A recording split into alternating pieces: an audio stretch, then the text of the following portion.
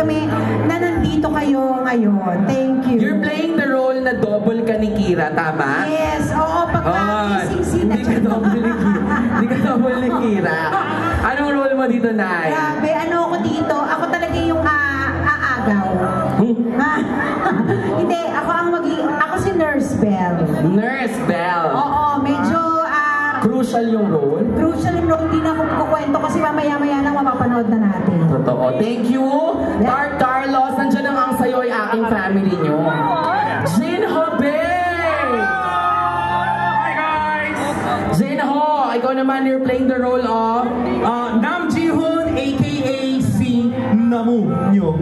Yeah. wow! First movie mo to, Jin Ho? Yeah, first red carpet.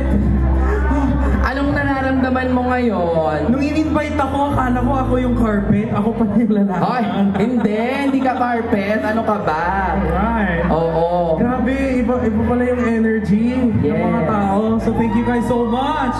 Weekday pa. Ano yun ay Tart? Ayan, pabigyan mo yung mic ni Neda. Tinanong kasi niya sa akin, anong gagawin sa red carpet? I-roll yun mo. Hindi niya liligpitin, Nay. Kasya, artista siya. Oh, uy, Nay! Naku, syempre ito, mahal na mahal ko dito. Saan ka napapanood ngayon, Nay?